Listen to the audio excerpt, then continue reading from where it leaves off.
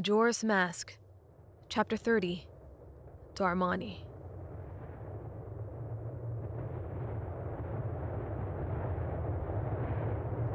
Link and Tail trudged onward through the snow.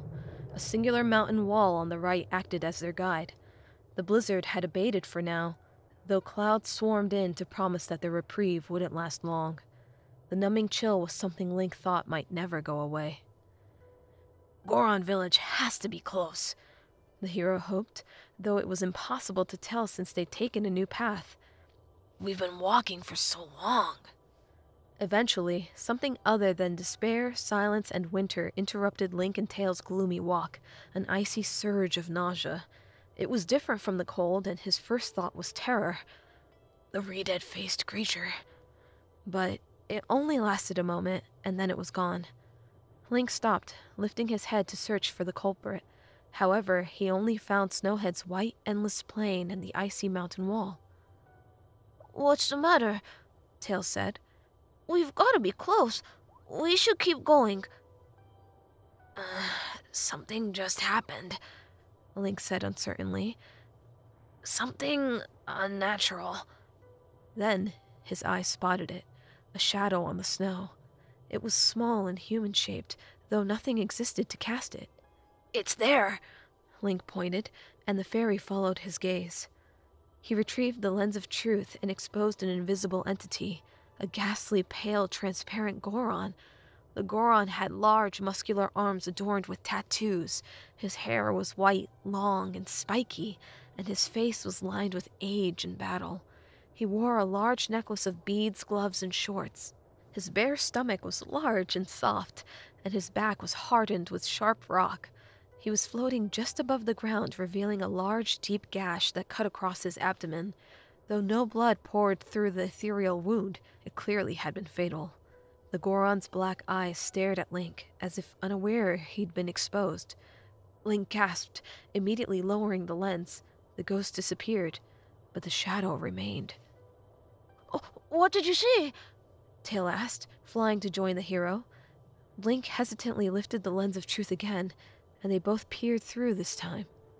The Goron ghost was still there, never breaking eye contact, though his expression had softened. You can see me. His voice was deep and powerful, but its melancholy made it obvious that it didn't want to be an invisible ghost. Link slowly nodded. He'd met a ghost only once before, a gravekeeper in Hyrule. That had been an anomaly he'd never encountered again. Monsters reanimated bodies all the time, sure, but people don't come back from the dead, he thought. That's impossible. The ghost continued. If you can truly see me, then please follow. The Goron turned without another word, flying onward through the snow. When Link lowered the lens of truth, the shadow remained drifting forward. Aww, Tail stammered. I don't think we should listen. It could be a lead, the hero said, to finding Tattle. It's probably just another trick, Tail said. Why should we trust the ghost of a random Goron? I have my sword and Ocarina, Link said. We'll be fine. This is the type of thing that led us to the giant in Woodfall. The boy followed, and Tail sighed before flying behind him. Like brother, like sister. Though Tattle would have taken twice as long to convince. She's heard that kaput 1,000,000 times. They followed the shadow until they reached a natural break along the mountain wall. A frozen pond lay before it, though the ice seemed thick enough to traverse across. Beside the pathway in the pond, a man-made doorway had completely caved in with snow. The shadow ignored the blocked doorway, instead flying over the frozen pond and toward the natural path. Link and Tail followed. It snaked up and around to eventually reach a ledge overlooking the foothills. Atop the ledge, 2 doorways were built into the mountain. One was filled with snow, obviously the exit for the man-made entrance down below, and one went into darkness. 2 Gorons stood guarding the free doorway, and neither were ghosts. They didn't seem to even notice the shadow of one before them. The first doorway guard shivered too much, and the second was frozen solid in a chunk of ice. The shadow flew behind the 2 Goron guards and into the cave-like chamber. The first guard turned to note the boy and fairy, but he didn't say anything. Hello? Link said, confused by this Goron's disregard for his frozen comrade. Surely, even a Goron couldn't survive very long in conditions like that. Are you two okay? Link approached the free Goron, and the guard's sad, dark eyes relayed a very clear no. Why are you up here? This is the grave where our Goron hero rests, the Goron said. We came here to put up the great hero's memorial, but the return route has been blocked by snow. We can't take the path you did. We're too heavy, and would break through the frozen pond. We can find a way to get you down, Link said, looking at the second doorway blocked by snow. Is that the return route? The shivering Goron nodded. You don't think we could tunnel through it? No, don't you think we tried that? The Goron sighed, looking after the still open doorway. Oh, I wish I had taken some of that hot spring water we found while digging the hero's grave, but the hot spring is covered by the gravestone now. We couldn't move a gravestone that big by ourselves, and all the others left before the avalanche happened. But I guess this is what's meant by the Goron saying, there's no use in crying over split rocks. Crying over split rocks? Link said. You could die up here. This is serious. I just wish we'd known the blizzard wasn't going away. Then we could have prepared. We could try to move the grave and get the spring water, Link said, looking down to note that the Goron's feet were already frozen solidly in place. Good luck, the shivering Goron said. If one of us mighty mountain dwellers can't, a little human like you probably won't have much luck. Don't worry, Link assured him. We'll find a way to get you out of here. I certainly hope so, the Goron said, sealing his eyes shut and turning away from the boy. Link exchanged a glance with Tail, and then the two of them walked into the Goron hero's grave. It was a rather large cave with brown, hard-packed rock as its floor. The walls and ceiling, conversely, were made of white rock. Triangular purple monuments towered high, each decorated with drawings neither the boar nor fairy could comprehend. A light shone from a hole in the ceiling upon the cave's floor, and a massive tombstone rested in the natural spotlight. It was centered in a small basin that likely had been the hot spring. Link lowered his hood as they left the whistling wind behind. He approached the grave, wondering what had killed a renowned Goron hero with a gash that large in its stomach. Probably this region's Odawa, he guessed. I wonder why the ghost brought me to his grave. The tombstone was twice as tall as Link and rather wide. The small shadow hovered in front of it, even though there was still no visible object to cast it. Written on the tombstone was an inscription honoring Darmani, the hero of Gorons. I've never met an actual ghost before, Tail said. I didn't think they were real. Are you sure it's not a trick? The lens of truth never lies, Link said. It shattered all the other illusions. I trust it. He placed the instrument over his eye again, and the ghostly figure reappeared in front of his grave. His hard, pale face and dark eyes were still the same. Link noted the fatal gash again. The soaring one said that the boy who could see me would arrive soon, the ghost said. His bold, serious expression and voice were captivating, even in death. It seems that was true. I am Darmani III. The blood of proud Goron heroes runs in me. I'm Link, the hero said, feeling silly for holding the lens over his eyes, and for not immediately having an impressive title. The hero of time. I'm sworn brothers with the fire sage Darunia, a Goron hero that leads the tribe on Death Mountain. Darmani's face flashed briefly with confusion. I have not heard of this land, nor this hero, but any friend of Goron's is a friend of mine.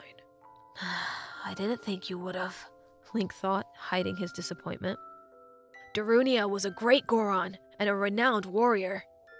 This feels strange for me to say, but when I was alive, I was a renowned warrior too. Yes. Darmani's gaze softened as he reminisced. But alas, I am now dead. I was fine until I marched off to Snowhead by myself, hoping that I could drive away a demon. It wreaked havoc on Goron village, and this unnatural blizzard blew me into the valley. And now, here I am. How infuriating! As I am, I can only watch as Goron village is slowly buried in ice. I may have died, but I cannot rest.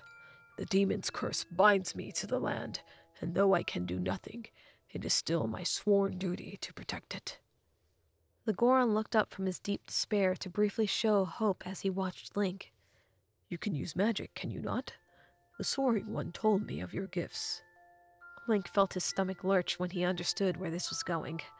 I don't know who you mean by the soaring one, but I'm not a sorcerer. I don't know any magic. The Goron's eyes did not waver. If I could bring people back from the dead, he stammered. There are a lot of people I would do that for. I don't think that's something anyone can do. You called yourself the hero of time, did you not? Darmani said. In what way did you save time? A man does not earn himself a title like that without magic. It wasn't magic. It was the goddess of time. Is there a difference?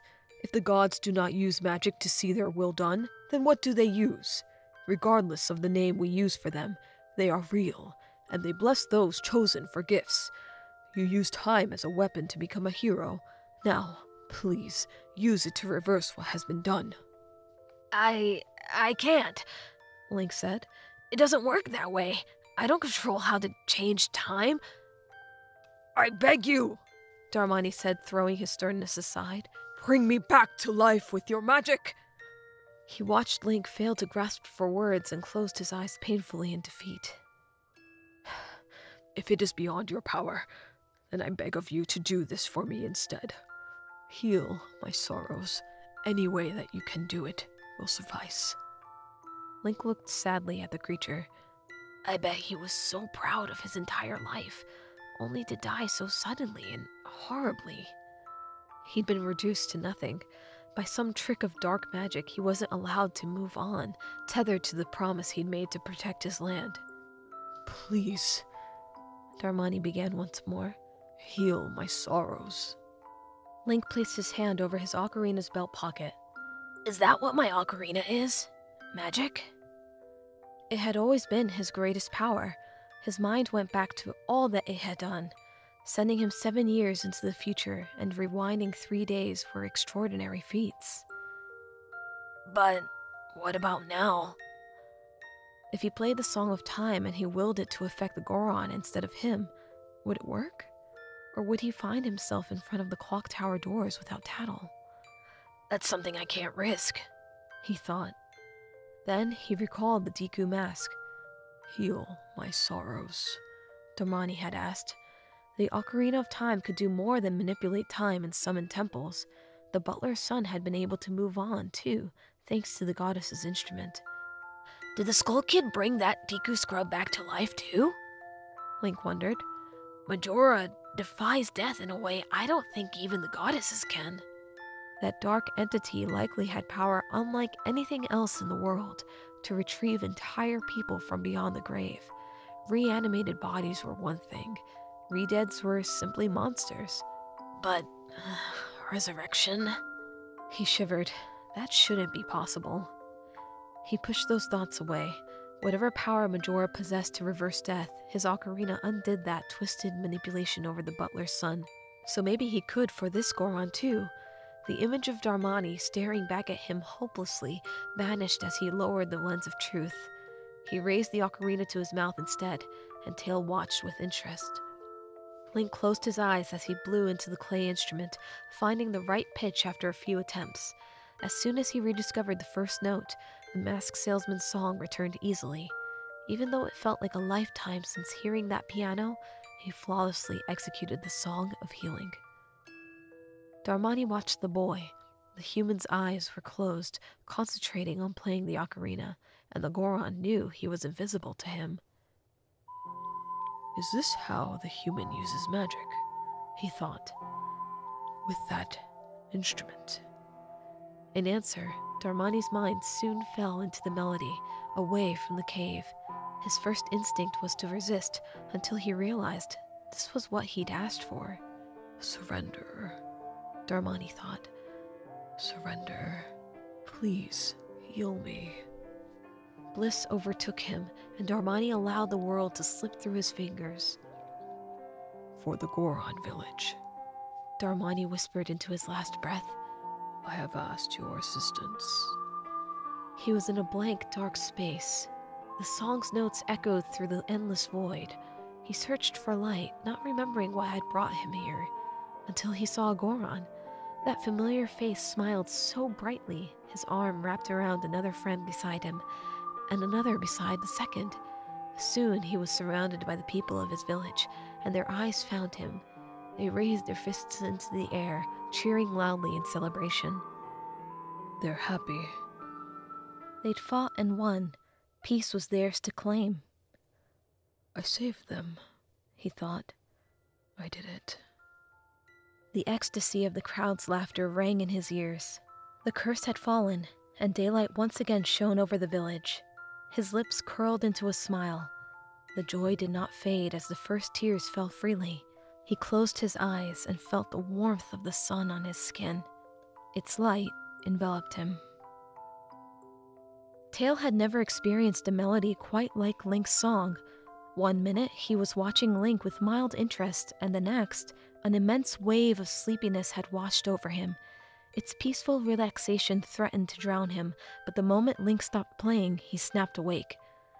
Tail looked up to find himself face to face with Darmani, except it was only a face, levitating in the exact spot where the ghosts had been. The ghastly white tint had been replaced with a healthy Goron skin tone.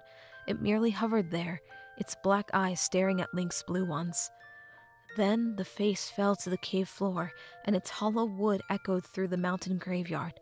Tail and Link stared at the newly formed Goron mask. He turned into a mask, Tail said, dumbfounded. Just like with Majora's curse, Link said. What? Link reached into his bag and showed Tail the Deku mask. This is the curse the Skull Kid put on me. I can turn back into a Deku scrub whenever I put it on. Tail raised an eyebrow. You don't think... There's only one way to find out. He stowed the Deku mask away and lifted the Goron one, holding it in front of his face. The boy stared uncertainly at it, as if afraid or guilty over what had happened. Where did Darmani go? Tail wondered. Is it the same place my parents went after they died? He watched the hero regardless, turn the mask around and push it over his face. He heard Link gasp, and then the mask came alive. It stretched across his skin and began sinking into his flesh, destroying the pale human flesh and replacing it with the dark mountain dwellers. The boy screamed, though the wood clawing at his cheeks, nose, eyes, and mouth muffled his shrieks of pain. Tail's eyes widened with horror. Link! He said, flying closer but unsure what to do. The boy collapsed, scraping at his face but unable to stop the onslaught. He writhed on the floor, wriggling his way out of the bag's strap, scabbard and shield as he twisted. Tail merely watched helplessly as his skin darkened and his body enlarged. His back hardened itself and curled inward while his stomach swelled, ripping through his tunic and coat. The purple fairy backed away, unable to believe his eyes. When the pain faded, Link swayed back to consciousness. He realized he'd curled inward instinctively, and everything was dark. Despite his obscured vision, Link could feel the entire layout of the room. A new sense scanned the earth and its vibrations, revealing the tombstone, the cave walls, and the rocky ceiling. Sitting there in bewilderment, Link realized the mask had worked. He turned into a Goron, and he was currently tucked into his new back's natural shell. Link carefully released himself from the ball, shaky as he beheld his new form. All that incredible pain had already faded from his body. He spotted Tail, watching in complete shock as Darmani now stood before him. Link? Tail asked. He looked exactly as the ghost had, except alive. His stomach's massive gash had vanished, and his green hat now adorned spiky white hair above sideburns. The blacksmith's winter pants had been baggy in his human form, but they now fit much more snugly. His upper body was immensely larger than his legs, which was true for all Gorons. Link carefully took in new breaths as his chest rose and fell, considering all the Gorons he'd encountered in his life. It felt just as different as a Deku scrub did from a human. "Yes," Link said eventually. His voice was now much deeper. "Is that really you?" Link kept examining his new body. "I think so." It was far heavier than his human form, and his first step was more of a stumble. His feet had expanded out of his boots, only his hat and pants remained intact. He felt the hard, jagged rocks lining his back, contrasting starkly with the soft balloon that was his belly. "This is gonna take a while to get used to." He examined his muscular arms and found a dark tattoo on his right one, a symbol of his Goron family. "So, are you stuck that way forever now?" Tail asked. "I hope not," Link thought. He grabbed his face where the mask should be, willing himself to remove it. As he expected, the Goron mask was soon in his hands, and his human form had returned. His coat and tunic returned, undamaged, and he instantly felt at ease in his familiar body. "I can't believe it," Tail said, still dazed. "Me neither," Link said, retrieving his scabbard, sword, shield, and bag. He knew they'd be safe from destruction the next time he transformed, assuming the rules worked the same way as his Deku mask. "I guess the masked salesman's song of healing can do more than I realized." "That Goron guy is gone now, isn't he?" Tail said. "You killed him for good? Why didn't the song kill you when you were a Deku scrub?" Link balked. "Darmani was already dead, and so was the Deku scrub ghost. I didn't kill anyone." "It's just scary, isn't it?" Tail said, gesturing to the Goron mask. "That salesman's bag was full of masks." Link's mind went back to the massive backpack that always caused the salesman to slouch. The boy's blood ran cold. There's no way." Link stopped short when he pictured that man standing beneath the clock tower again. He seemed to know so much when Tattle and I talked to him. I wonder if he somehow knows where she's been taken to." "How could he possibly know that?" Tail asked. "I don't know how he gets any of his knowledge, but he knew about Hyrule. He might be a good backup plan if we don't find Tattle up here." The purple fairy shook his head. "I don't trust him. Even if he did know everything, I wouldn't believe a word out of his mouth. There's something off about him." "He healed me from my Deku scrub curse," Link said. "He hasn't done anything but help me so far." "I'm just saying," Tail said. "He scares me, and I wouldn't go near him if I were you." "Yeah, Tattle felt the same way about him too," Link said. "If we haven't found her or the Redead thing by the time we've saved the second giant, we'll head to the clock tower next. The masked salesman can be plan B." "Okay," Tail said. "I guess. Let's just focus on plan A first." "Right. Darmani asked me to help Goron Village. If we're lucky, helping the village will lead us to the next giant." "So, are we going there now?" "Yes, but I don't think I'll return as myself," Link said. "I think they'd rather have their hero back." Link placed the mask over his face, and in an instant, his shirt, bag, sword, shield, and human body vanished. He was once again Darmani III. The proud blood of Goron heroes ran in his veins. He went to leave the cave, but Tail stopped him. "What about the hot spring water?" Link paused, almost falling over in the process. Walking generated much more momentum than he was used to in this large form. He turned to see the fairy point to the gravestone. "The Goron outside said there was some underneath," Tail said. "I bet they could use it." When Link returned to Darmani's grave, he grasped it with both hands. His newly acquired muscles bulged with the effort, and it slid easily out of place. He smiled as the hot spring water gushed forth from underneath. The Goron guard stood there shivering, arms folded across his chest. His companion remained frozen in a solid block of ice beside him, staring out at the gray sheet now pummeling down from the sky. He couldn't feel anything, and he couldn't think straight either. Oh, I'm gonna die up here, he thought. There's no way I'm making it through the night. Oh. He heard movement behind him. The Goron turned, expecting to find that small boy. Instead, another person stood in the tomb's doorway, accompanied by a familiar purple fairy.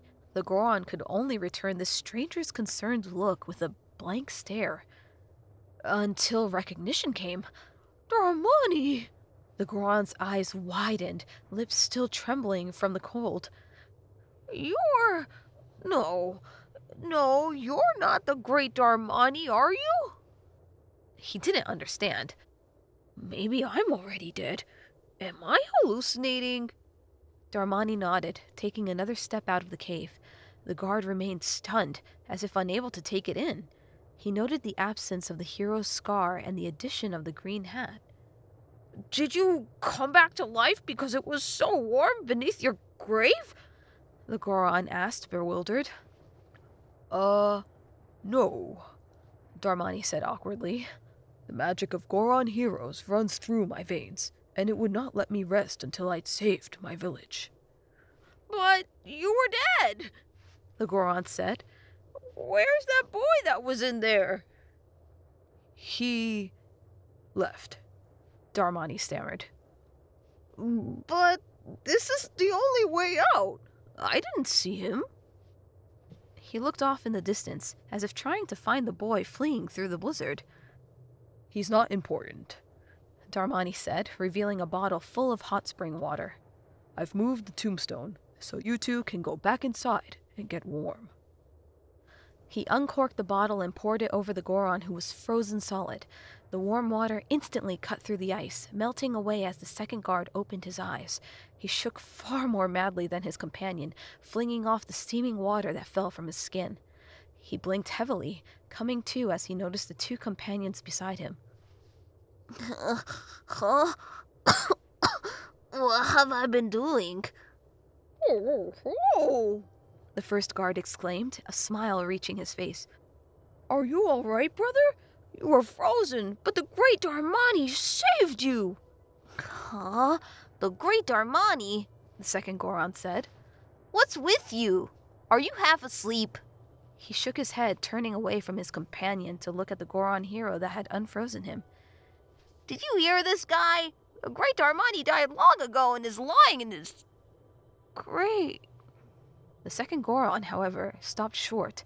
His eyes widened when he finally recognized him. Hey! Darmani!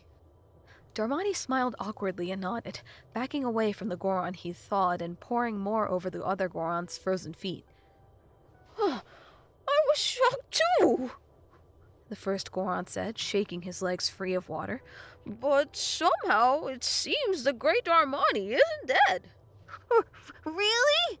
The second Goron said again, not able to pry his eyes away from the Goron hero they'd buried. With this, a star of hope appears in Goron village, the first Goron said, now smiling despite the cold. Great Darmani, please do something about the blizzard blowing in from Snowhead. That's where I'm going next, Darmani assured them, turning to look at the passageway blocked with snow. How will you get down? The first guard asked. The other route leads right over a frozen pond. You're too heavy and will crash right through if you try to cross. I'll figure something out, Darmani said. You two should go inside and rest in the hot spring water while I'm gone. Are you sure? The first guard said. Why, if he can return from the dead, then surely he can cross a silly little frozen pond, the second one said, overwhelmed with relief. Exactly, Darmani said. The magic I'll use to cross the pond is very dangerous, so neither of you can be here when I use it. Go into the cave, and I will put an end to this blizzard. The two shivering Gorons quickly suppressed their doubt, until the first turned to the purple fairy again. Hey, weren't you the boy's companion? He asked. The sprite jumped, as if just now realizing he was there at all. Oh, no? I mean, yes, kind of, but Gorons are cooler? There was a moment of silence between the four of them, only broken by the howling snow. Darmani and the fairy looked at the other two Gorons oddly, and they could only stare back with wide, blissful smiles. Well, use your magic then, the first Goron said. Save Goron Village! Darmani watched as they shuffled into the tomb, overwhelmed with joy. The first Goron, however, stopped before he entered. Great Darmani, have you seen the Goron Elder yet? If not, you should go see him soon. I'm sure he'll be very happy. Of course, Darmani said, and then the two Gorons disappeared into the cave's darkness. Link sighed with relief, removing his mask and returning to a human. Instantly, the cold set in much sharper. His human body wasn't as capable of protecting himself from the snow. Whew, that was close, he said, stowing the bottle and mask. I don't understand why it would have been a big deal if they found out, Tails said. Oh no, they'd be terrified if I walked out with their hero's face and could steal his form, Link said. They'd think I was a witch or some dark magic user. The Gorons can be superstitious. Superstitious? Tails said. You kind of did use magic to do that. Link paused. Yes, but I'm not the evil person they think I was. I don't know, Tails said. That magic came from the masked salesman, so I don't really trust it any more than they would. As the world darkened, the cold strengthened, the snow thickened, and a lone Goron tore through the gray evening as a hardened sphere. The purple fairy flew as fast as he could to keep up. Link's new sixth sense continued to amaze him. While curled into the safety of his shell, he zipped through the tundra with complete awareness. His eyes were of no use as he rolled, but he didn't need them. Snowhead's ground vibrated with him, and those vibrations constructed images of cliffs, trees, and everything in between. He changed direction to avoid slamming into anything, when his speed allowed. It took getting used to, but traveling through the blizzard had never been easier. Mountain walls narrowed the tundra as he continued south, and despite his new, exhilarating form of travel, he hoped Goron Village wasn't much further. Tail's struggling to keep up, he thought. And even Darmani's body won't handle the cold forever. While passing one particular stretch of mountain, he sensed something other than snow and rock. Link stopped rolling, and the snow was quick to help break him. He stood in piles of it now surrounding his slowed-down body. Tail caught up with him out of breath.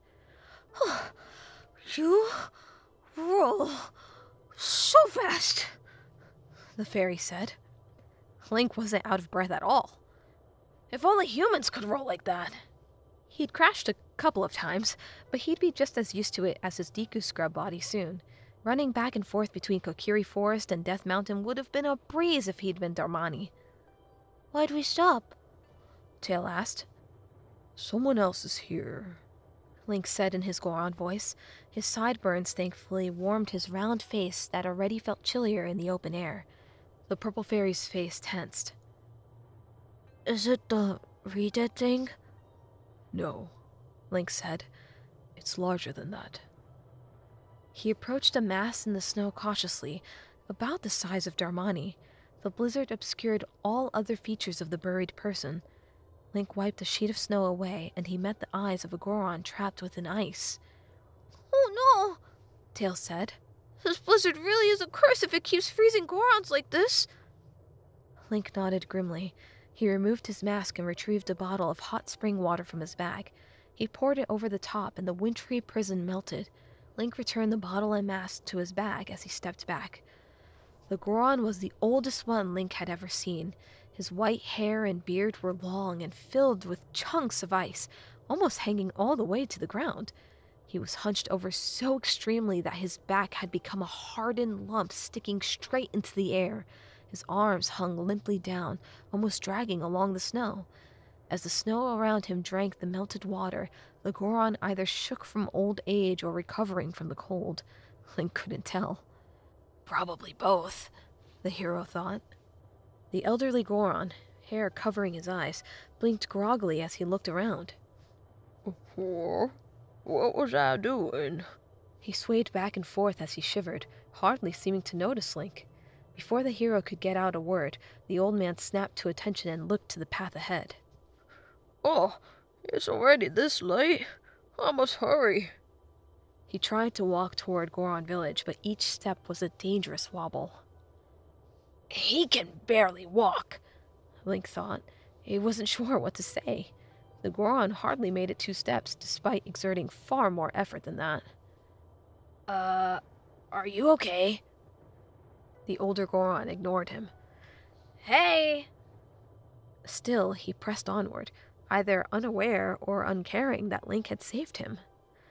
I can help you, Link said, deciding to stand in the Goron's way.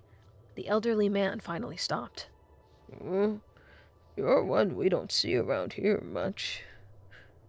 His voice wavered almost as much as his body did. Have you some business with an elder like me? Actually, Link said, but he was quickly cut off. The mountain dweller shook his head in dismissal. I haven't the time to join you. But... What? You want to know what has me so rushed? The Goron steadied himself and met the boy's eyes with an intensity Link hadn't realized was possible. It's this cold snap brought on by the disturbances at Snowhead that has frozen our village in an icy grip. It's the lack of goods and supplies that is leading to the depopulation of Goron Village. And above all, it's the image of my poor son, crying continually because of this biting cold. As the elder, I must do something. This is our problem. We shall not rely on the strength of strangers. The elder turned her head to continue his trek. When the elder didn't appear willing to speak with him again, the hero had another idea. Link walked several steps backwards to make sure he was out of eyesight, and the next time Link stood in front of the Goron, he was Darmani. The elder took a few moments to realize who was there, and Tail made sure to wait in the background. Oh! The elder said, stopping immediately. His determination melted away into shock. You're Darmani. He squinted, as if questioning the illusion. But you're supposed to be dead. Am I hallucinating? No, it's me, Link said, remaining strong before him. He smiled, perhaps a little too eagerly. I've returned to help Goron Village. The elder remained standing tall, as if doubting this lie. Darmani never smiled like such a nincompoop ever in his life. Maybe this is also the doing of Snowhead's magic power. It appears the darkness thinks it can make a fool of me. Darmani's return is impossible. I refuse to flinch. If I can see past the illusion, you'll vanish in an instant. Link sighed, stepping in front of the elder again, when he made it another step. I'm not an illusion. I'm Darmani III, and the blood of proud Goron heroes runs in my veins. The elder's eyes widened. I come from Goron Village because your son cries for you. It is my duty to break Snowhead's curse. It is yours to remain by our people's side while they're in this time of need. You shouldn't have left them. They need their leader, just as they need their hero. The elder stumbled backward in shock. What? He said. My son is crying because he misses me. Why do you know that? Because I was there, Link assured him. My son misses me? The elder said, furrowing his brow. Forgive me, my child. Your father has work to do. Suddenly, he straightened himself, stifled his shaking, and faced Darmani with more awareness than ever before. Darmani, he said. Be you a ghost or a figment of my imagination, I no longer care. If you feel pity for my crying son, then please quietly sing my son to sleep with this song I am about to play on my drum. It is the very same melody that was often played for you when you were young.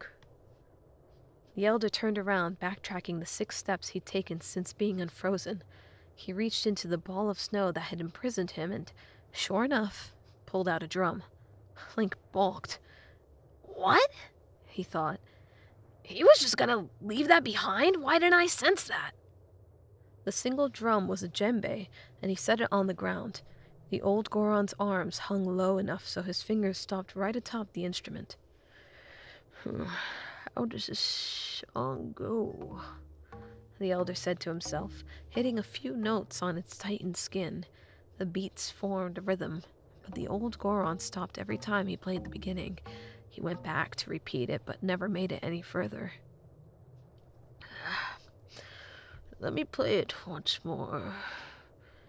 The elder attempted yet again, but still, anything but the intro evaded him. Yes, like this. When his next attempt also failed, the elder looked down sadly in defeat. Oh, it's no good, he said. I can only remember the beginning, but that will have to do for now.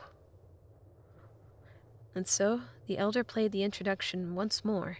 This time, Link paid attention. His knack for music allowed him to memorize the notes, but he wasn't sure if he could find the pitches again later on a different instrument. I'll have to trust myself, he thought. Transforming to grab his ocarina would likely lead to catastrophe. The elder finished playing the intro after a few repetitions, placing the drum back in the snow behind him once he was done. It's not that I forgot it. It's just so cold that I can't play very well.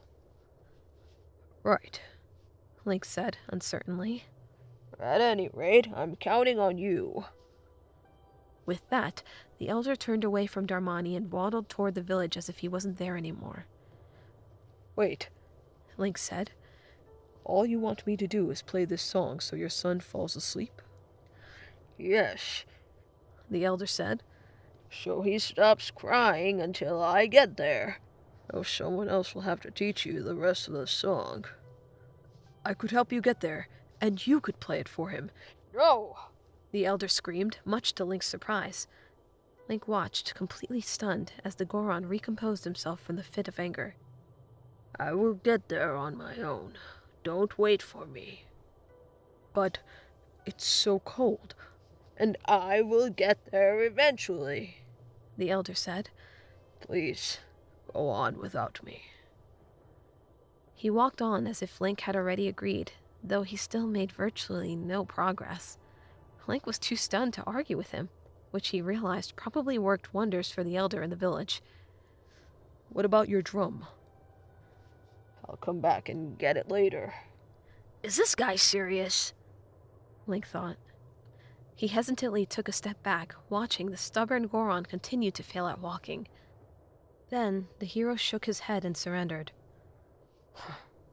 Whatever, he said under his breath. You're just going to leave him? Tail asked once they were safely out of earshot. What else am I supposed to do? Link said. Drag him back against his will? Well... It probably takes several hours to do that, and that's time I'm not willing to waste, he said. Link looked up at the sky, which was quickly turning from gray to black. We only have about 36 hours left. He curled into a ball as Darmani continued rolling, tail side, reluctantly flying to catch up.